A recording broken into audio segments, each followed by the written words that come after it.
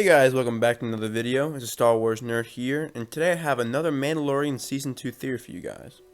This article is coming from Screen Rant, and so if you guys want to check that article out after you watch this video, I'll put a link to it in the description below. But for now, we're going to go get right into the theory. If you've seen The Rise of Skywalker, you know the Supreme Leader Snoke was a clone made by Palpatine. But could Palpatine have used Baby Yoda to create Snoke? Although in the first season of The Mandalorian they already teased some aspects of Baby Yoda, like his impressive force powers, and revealing him to be 50 years old, there's still a lot about him that we don't know, both in terms of his past and his future. What his species is and where they are from are both questions that we're hoping the second season of The Mandalorian can answer, while there's also the fact of, as of right now, the child has not been seen past the Mandalorian's timeline. And though it's possible to believe he has just eventually returned to his homeworld and lives there, it's also plausible, and perhaps likely, that Disney has much bigger plans for Baby Yoda, and given their love of making everything connected, maybe they could link it to Palpatine and Snoke. As we already know, there's already an Imperial presence in The Mandalorian, and the time frame loosely fits, so it could be that Baby Yoda is wanted and eventually used to make the Supreme Leader. When the sequel trilogy first came out, the origin and backstory of Supreme Leader Snoke was one of its biggest mysteries. Snoke had basically come from nowhere to become one of the most powerful forces and force users in the galaxy.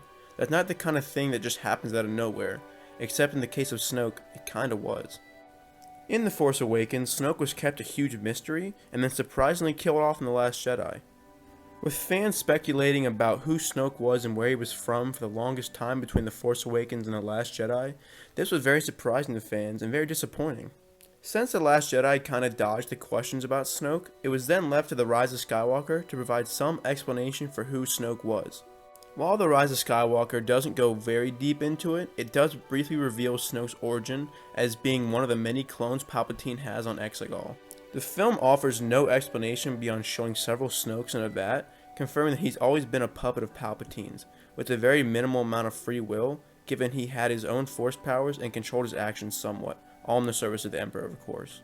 The Star Wars book, written by Cole Horton, Pablo Hidalgo, and Dan Zur, sheds more light on this and reveals even greater specifics about what Snoke actually is. In the book, they go on to write, Snoke is a Strandcast, an artificial genetic construct concocted by the resurrected Darth Sidious to be his proxy in power. Snoke has free will, but his actions and goals are still orchestrated by Sidious. The only reason Palpatine actually needed Snoke at all is that his own clone resurrection had partially failed, which resulted in him being back alive but unable to lead the Sith world of Exegol, and so he needed someone to rule in his place.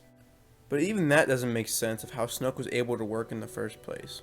Snoke isn't as all-powerful as the Emperor, but he's still very strong on the dark side of the Force, and so presumably, Palpatine would have needed a considerable power source or vessel with which to build from, as he can't start from nothing. Clones need a genetic source to be based upon, even if they're then drastically manipulated. In The Rise of Skywalker, we can see Palpatine's own failed clones, such as Rey's father, who notably looks nothing like Palpatine, but doesn't possess force powers, is also a Strandcast. Very similarly, while the specifics of Anakin Skywalker's creation are up for debate, and there's been denial that Palpatine actually created him, it's also likely he had some hand in things and manipulated him before he was even born. For that at least, he would need a womb, again showing the idea that he needs some kind of vessel with which to work with his dark side powers. So for Snoke, he'd likely try a different genetic base, one that might be more likely to work. Like I said before, The Mandalorian has so far kept much of the child's backstory a mystery. It has dropped some hints that suggest Baby Yoda could either be a clone, or arguably more likely is wanted for cloning. One of the main things that is clear from the first season is that we know that the remnants of the Empire have a keen interest in the child, which suggests a specific and nefarious purpose they need him for. We've seen both the Client and now Moff Gideon lead the search, but they're likely doing so for a higher power, perhaps even Palpatine himself, even if it's filtered down through various people. In the first season, when the Client does briefly get his hands on Baby Yoda, he's given to the equally mysterious Dr. Pershing, a scientist who wants to run some DNA tests on the child. The viewers don't get to see the full extent of the plans. Not only does this show an interest in Baby Yoda's genetics, but Pershing wears a Kaminoan patch on his uniform. Kamino, of course, is essentially the home of cloning in Star Wars.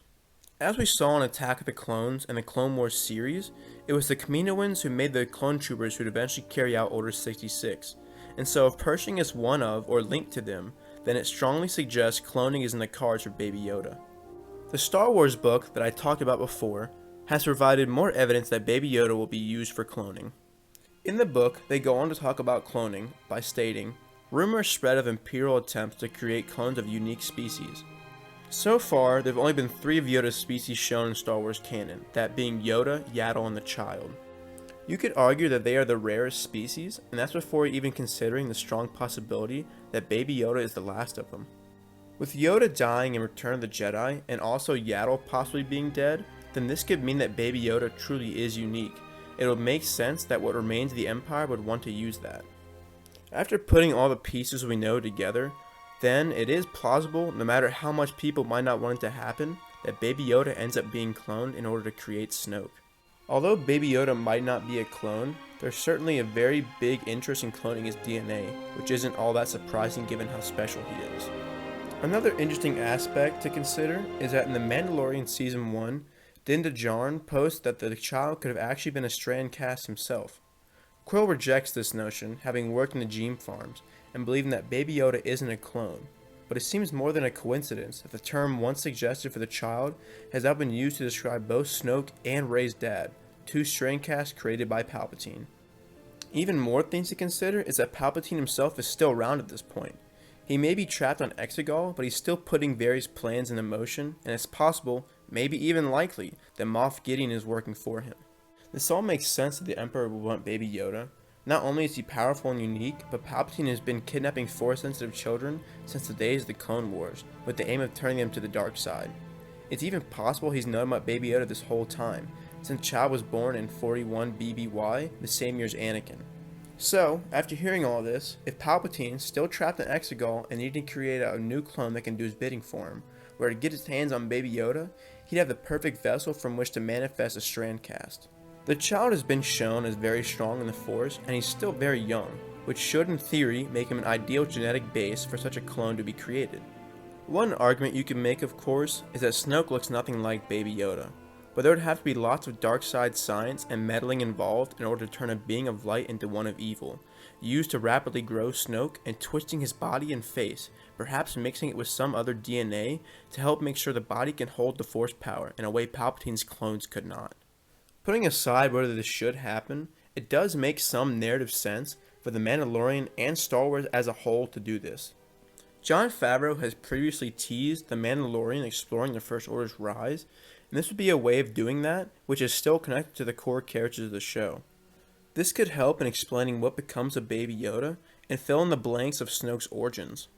Cloning has already been a big part of Star Wars, and it will be so again in The Mandalorian Season 2, which will feature Boba Fett, while someone like Rex could also appear, as this ties it all together. This theory is very, very interesting to me because I think that it's a very big chance that it possibly could happen. Disney loves tying things together, and this would be one way they could connect one of their biggest characters, that being Baby Yoda, to their bigger universe in the sequel trilogy. I think this would cause some unrest in the community because people have been so attached to Baby Yoda since he first came out last year, but I think that'd be a very interesting way to go with the story, and I can honestly see it happening. I don't see this happening in the second season. I see it happening further on, because the studio knows the popularity of the child, and they're going to want to sustain that for as long as possible, and that means keeping him safe and happy. There's plenty of mileage to get out of Baby Yoda still, and the longer he's smiling, and the big ambassador for the Star Wars brand, the better they're going to do. Another reason I think this could be very possible is that Baby Yoda's story has to end somewhere, The character's not mentioned in the sequel trilogy, even though, his great power in the Force would make him very useful. It's entirely possible that, he makes it back to his homeworld or, lives with Din Djarin, but it's not guaranteed. One possibility I see them doing with Baby Yoda is that, kind of like Avengers Endgame with Tony Stark, I can see him killing him off kind of in that same fashion, as a big hero. But, I think if Disney can find a way of cloning him and having him escape afterwards, that might be the best of both worlds in Disney's eyes. I think this theory is very, very interesting. We'll see if it happens. I don't know if they will, considering how popular Baby Yoda is, and I know they're not going to want to bring him harm, because the fans will definitely not like that, but you just never know. And that's basically the whole theory. Let me know what you guys think about this theory down in the comment section below. If you guys liked the video, please hit that thumbs up button, and I got a lot of content like this, so if you like this type of stuff, maybe consider subscribing. Thank you guys so much for watching. Hope you have a great day.